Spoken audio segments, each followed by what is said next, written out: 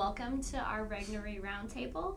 Today we're going to talk to Chris DeRose, who is the author of our history book, Founding Rivals. And we also have Jarrett Stettman, who is a writer for Human Events with us. So we're just going to talk to Chris, ask him a couple questions about his book. Basically, why don't you start off and just let us know why you wrote the book? So I wrote this book when I was reading a biography of either Madison or Monroe, and I found one-sentence treatment of the most important congressional election in American history. You know, you had two future presidents running against each other for the first and only time, and I said, boy, I want to read more about this. You know, most biographies of either person, they would mention it, but then it would be a paragraph or perhaps a couple pages. Well, this was an election that literally gave us our Bill of Rights, all of Madison's important contributions in the first Congress. And so I initially started out just wanting to read everything that was out there about it. And when I realized that no one had ever given the subject a full treatment, I decided to write Founding Rivals. And why do you think that no one had ever given this subject a full treatment before? If I had to guess, I would think it was because it was bookended by such important events. So you have the Revolution, and you have the adoption of the Constitution in Philadelphia, and its ratification in the States. And then the next thing you know, in most history books, George Washington's taking the oath of office. But really what you have is this knockdown, drag-out fight up and down the continent where people are debating whether or not to approve the Constitution, where the states are deciding whether this is the kind of union for them. And so because it's in the midst of all these important events, I think this important congressional election, the most important in history, gets overlooked. And I actually have a question for you, Chris.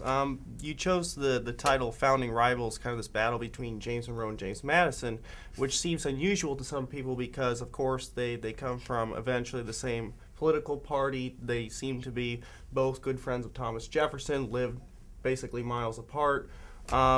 You highlight a lot of Madison's struggles with Patrick Henry as being a major rival. Why did you not choose maybe Patrick Henry as a potential rival? You mention him a lot in the book.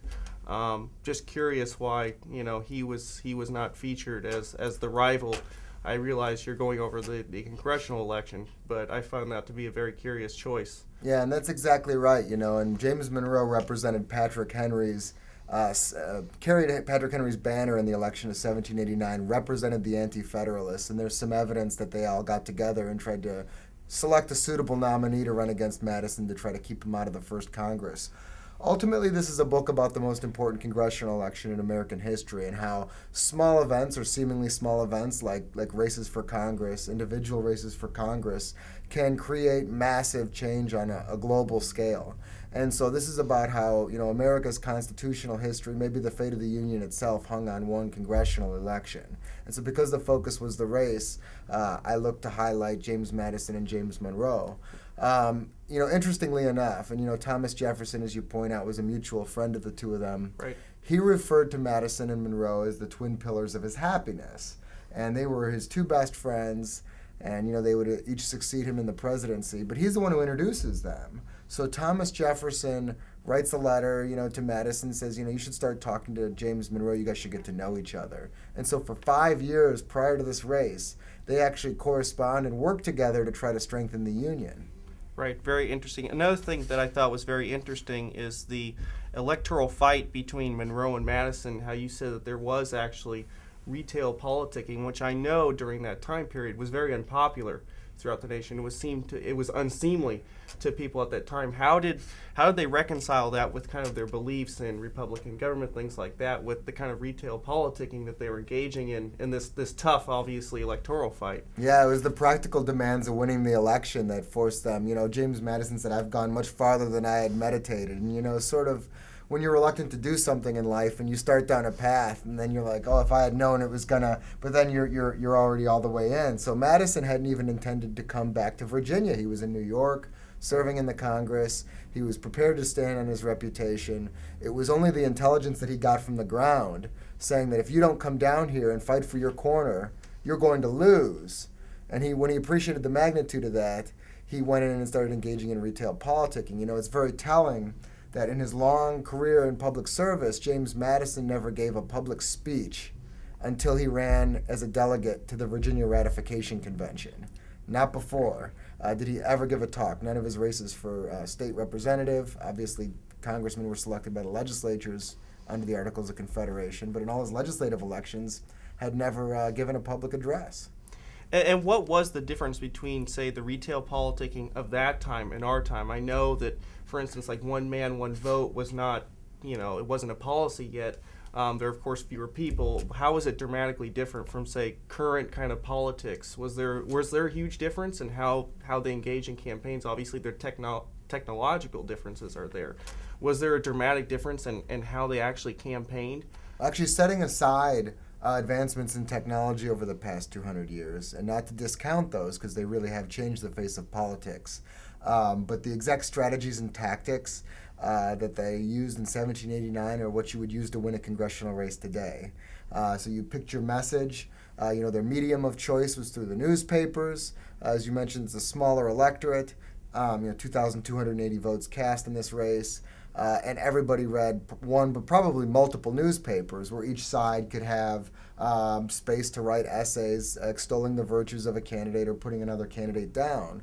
Also, there were the social networks. I mean, you tapped into churches and you tapped into community organizations, so you tried to build coalitions to win. Nothing was more important than the religious dissenters of Virginia.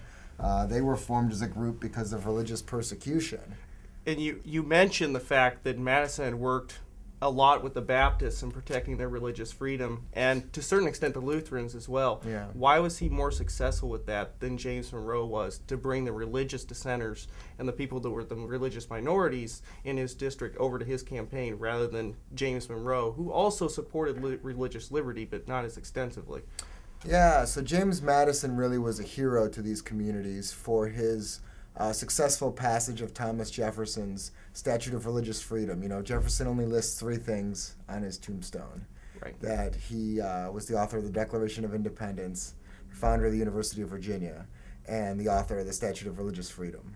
But actually, it passes years after he introduces it while he's out of the country, and it's James Madison who steers it to passage. So Madison had been a longtime champion with these groups. And so they were still prepared to vote for James Monroe over him, until Madison wrote his letter to George Eve promising that if elected, I will seek amendments to the Constitution to guarantee your liberties. Right. Now, going back to the Bill of Rights, which of course is in your title and is a huge part of this, what do you see if this election went the other way? James Monroe becomes the congressional representative from this district. Do you think there's trouble in actually passing the Bill of Rights? I mean, maybe affecting the entire history of this country? I mean, was it possible to still pass a Bill of Rights like we had if it was James Monroe instead of James Madison? I don't think so. James Monroe, while very much in favor of a Bill of Rights, and for longer than Madison had been, would have been a member of a very small anti-federalist minority in the first Congress. So the Federalists had a lopsided majority in both chambers. And you can see, I record some of the debates in Founding Rivals. Madison takes some fast and pretty heavy fire from his Federalist compatriots when he introduces the Bill of Rights. Even when he previews the idea, they are totally opposed to it. It's either premature, it's unnecessary, it's dangerous, why do we have to do this? And it was Madison's experiences in Virginia that convinced him that, unless and until these Bill of Rights gets passed, there's a significant segment of this country that will never be reconciled to the Constitution. So if you look, North Carolina and Rhode Island are remaining outside the Union. So I don't need to prove that the Union would have fractured without the Bill of Rights. It already was fractured. So you had 2 states outside the Union. Virginia and New York are agitating for a new constitutional convention.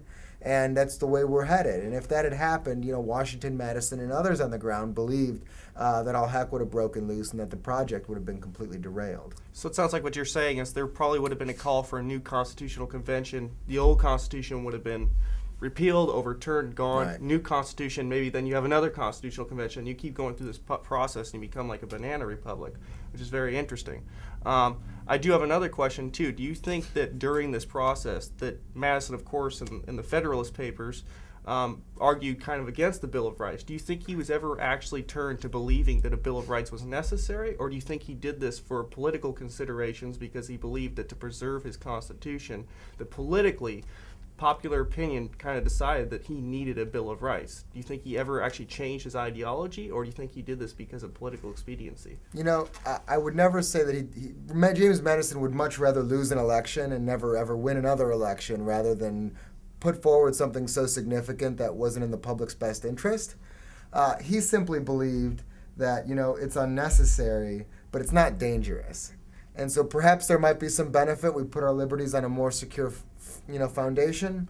But he said as much. And he said as much in his letter to George Eve. He said, I'm not going to deny that I've said a Bill of Rights is unnecessary, and I still feel that way, but I know that you feel differently. And if I'm elected, I will become your champion. So he was a very unlikely champion for the Bill of Rights. He was always very honest about why he was doing it. And perhaps that made him a good champion of the Bill of Rights because he did come from the other side. Of course, there's the trust within the Federalists and people on the other side to say, okay, let's do this. Let's have a smaller Bill of Rights, because I believe that a lot more were originally, there was going to be like 50. And he narrowed it down to about 10. And obviously that helped it pass. Of course, that sealed things up. Yeah, if you look at the different conventions that met and considered the Constitution in different states, yes, a lot of them provided recommendations to the first Congress. Same with the Virginia Convention. There were hundreds of potential recommendations, right, all different sorts, and a lot of them were structural. So the most important were to avoid structural changes, something that would have stripped the executive of all its authority or totally upset the balance of powers that is carefully laid out in the Constitution.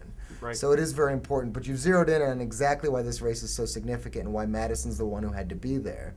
Great change doesn't happen in America unless a leader of the party opposite embraces it. If you want to talk about Nixon opening up China to the West, well, he was only someone as strong of an anti-communist as Richard Nixon could have done that. Why was Bill Clinton able to sign welfare reform and NAFTA where his Republican predecessors had failed? Because he brought enough Democrats along with him to secure the passage of those measures. So this is something that's a truism throughout American history, where when the party opposite and leader in the party opposite embraces a measure, it can actually get done.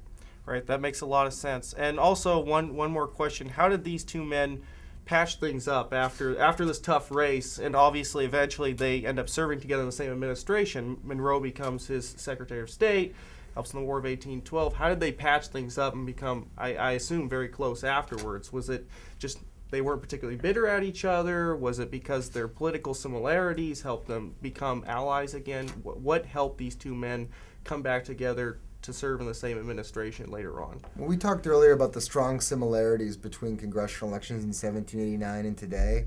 I'm about to tell you about the biggest difference. And that would be the high degree of civility maintained between Madison and Monroe throughout the course of the campaign. I mean, picture, if you will, two candidates running against each other for Congress, debating the most important, most divisive issues that we've ever talked about as a country, issues very central to our identity, and disagreeing about those for hours, and then riding horses side by side to their next destination together. So they would travel together to debates. They stayed in the same hotel rooms. They dined together, and they both reported to their mutual friend Thomas Jefferson at the conclusion that there was nothing to patch up. They didn't have any enmity against one another. Monroe was very reluctant to run against his friend. Madison felt it was unfortunate as well. And so they pick up their correspondence after the election as though nothing had ever happened. Sounds very similar to kind of the ideal now we talk about, like the Lincoln-Douglas style debates where you have two people with two dramatically different viewpoints arguing against one another civilly, intelligently, in kind of a long-term format, traveling around with each other, but not also being hostile and, aggressive and just trying to make the other person look bad. That's a very interesting distinction now, of course, between, as you said, between politics of that time and politics of the current time. Now, I'm sure there were a lot of, there was a lot of hostility between different members. Of course, as I mentioned earlier, like Patrick Henry and James Madison would probably not be the greatest friends, outside or inside. But that's very interesting how you say that they were able to heal up these. I guess because it seems like politics was in large extent personal too. I mean, a lot of the people that were in politics, they knew each other for a long time. It was a very tight circle of people, and they had worked together. And some of these major accomplishments, like the Constitution, that they were able to patch things up and continue to work with each other, I think does seem to be a very significant change that we've had now in the last over 200 years. So that's very interesting. I think I'm out of questions for you. I have another question. How is your work on political campaigns? That's part of your job today, correct? How did that help you write the book? Right. Did it, did the insights you have from working on it yourself kind of help you understand some of the things that they were going through during this race? Or could you tell us a little bit about Sure, that? that's a great question. Yeah, for the past 15 years, I've worked for candidates in 5 different states, up and down the ballot. I've run races for Congress, and I had the chance to serve in a senior capacity to a campaign for governor in Virginia, and I got to campaign in many of the same areas that Madison and Monroe did. So the bottom line is, if I weren't a political professional, this wouldn't have been the same book, because I was able to look at the different strategies and what people were getting at and what the tactics that they were using, and to compare it to today. And, you know, being in the position to advise politicians as they go through the process of deciding whether to run or healing from a defeat. Those were things that I understood very well, and so that's reflected in the book, hopefully. Great. All right. Well, thank you so much for joining us today. Hopefully you've learned a little bit more about our author, Chris, and also our book, Founding Rivals, Madison versus Monroe.